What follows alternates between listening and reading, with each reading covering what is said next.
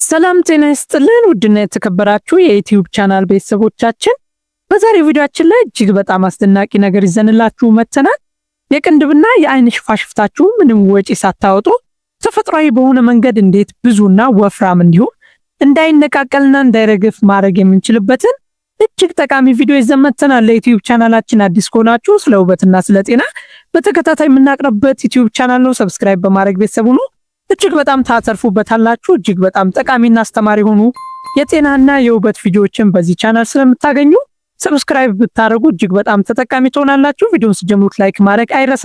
ውድና የተከበራችሁ የቻናላችን ቤተሰቦች፣ አብዛኛው ሰው ቅንድቡ እየረገፈበት ተቸግሮ እንዲሁም የአይን ሽፋሽፍት አነስተኛ ስለሆነ ከተፈጥሮ ውጪ ብዙ አይነት የአይን ሽፋሽፍት ማብዣና ማሳደጊያ መንገዶችን ይጠቀማል። ነገር ግን በተፈጥሮና ቤት ውስጥ ያለምንም ወጪ ቅንድባችን ያማረ ወፍራም መነቃቀል ከሆነ መነቃቀል እንዳይቆም የአይን ሽፋሽፍታችን እጅግ በጣም ብዙ እንዲሁም ማድረግ እንችላለን።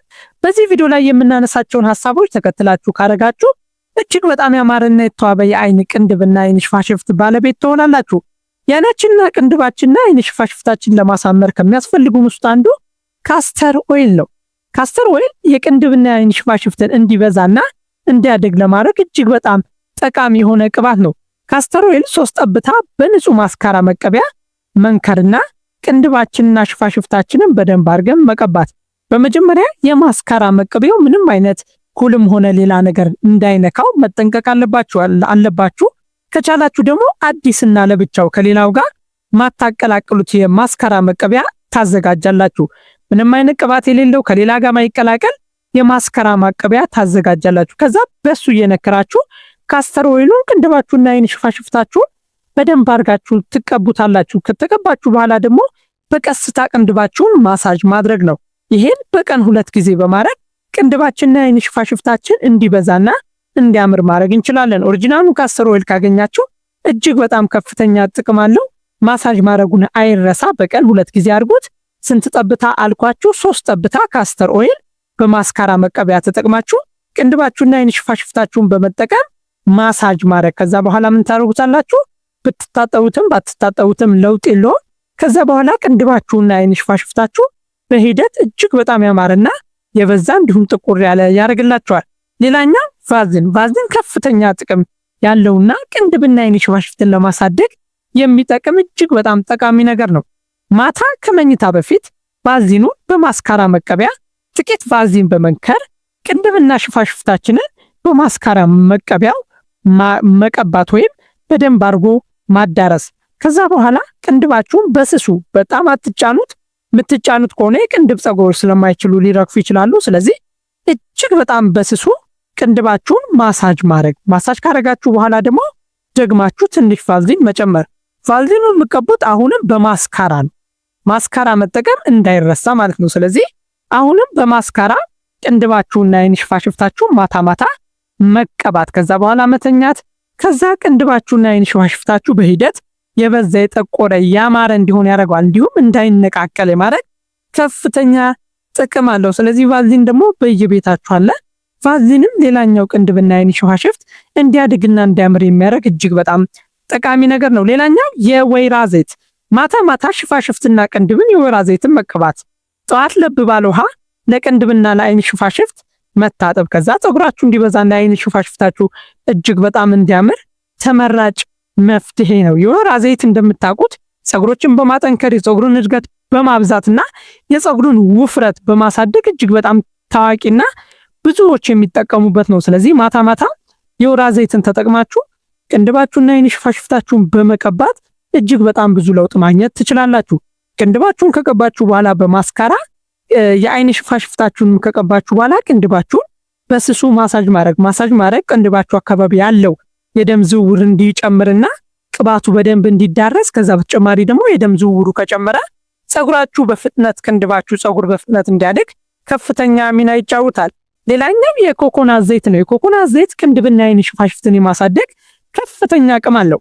ማታ ከመኝታ በፊት የኮኮናት ዘይት መቀባትና ማሳጅ ማድረግ። ማታ ከመተኛታችሁ በፊት የኮኮናት ዘይት በደንብ ትቀባላችሁ። ከዛ ማሳጅ ታደርጋላችሁ።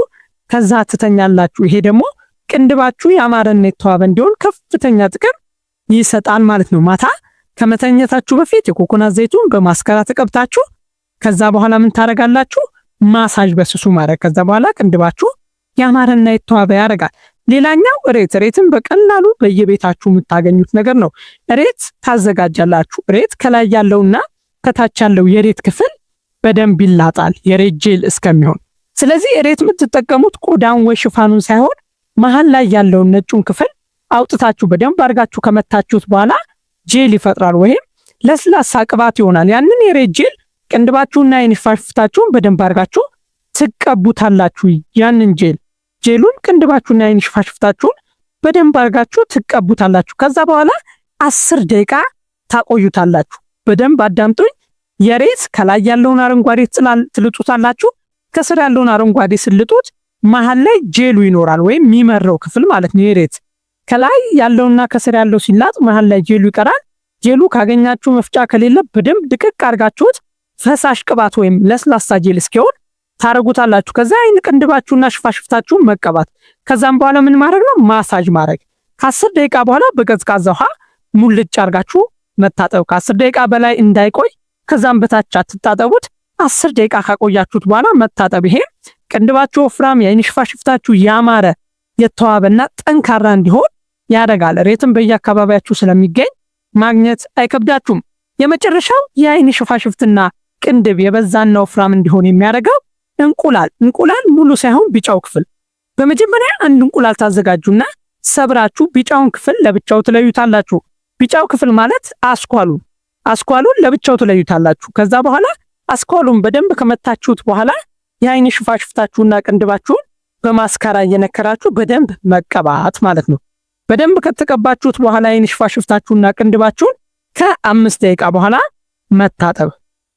ከ5 ደቂቃ በኋላ መታጠብ። ይሄም እንቁላሉ ቅንድባችሁና የዓይን ሽፋሽፍታችሁን እንዲይዝ በማድረግ ጠንካራ ቅንድብ፣ ጠንካራ የዓይን ሽፋሽፍት እንዲኖረው ያደርጋል። ስለዚህ ቢጫውን ክፍል አውጥታችሁ የዓይን ሽፋሽፍታችሁና ቅንድባችሁን ከተቀባችሁ በኋላ ማሳጅ ማድረግ ጠንካራ የዓይን ቅንድብ፣ ጠንካራ የዓይን ሽፋሽፍት እንዲኖረው ከፍተኛ ሚና ይጫወታል። ስለዚህ እንቁላልም ከፍተኛ የፀጉር እድገትን በማፋጠን ቫይታሚኖች ሲኖሩት ለዓይንና ለቅንድብ ደግሞ እድገት ከፍተኛ ሚና ይጫወታል።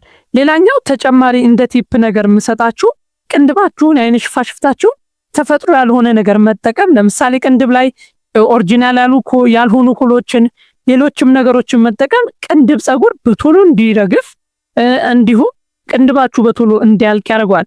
የዓይን ሽፋሽፍትም እንደዛው ማስካራም ስትቀቡ የዓይን ሽፋሽፍታችሁንም ስታረጉ ከፍተኛ የሆነ ኃይል የምትጠቀሙ ከሆነ የዓይን ፀጉር ወይም የዓይን ሽፋሽፍቶች በቀላል የሚረፉ ስለሆነ ይረግፋል። ስለዚህ ጥንቃቄ በማድረግ መጠበቅና ማሳደግ ችላላችሁ። አሁን ያልኳቸውን ሞክሩና ካልተሳካኛ ኑቀሱን። ውድና የተከበራችሁ የዩቲዩብ ቻናል ቤተሰቦቻችን ከእናንተ ጋር የነበርነው ውበት ሚዲያ ነን። እስከ መጨረሻው ቪዲዮውን ስላያችሁ እናመሰግናለን። ሰብስክራይብ እና ላይክ ማድረግ አይረሳ። በቀጣይ እንደዚህ ጠቃሚ ቪዲዮ እስከምንገናኝ በያላችሁበት ቸር ሰንብቱ።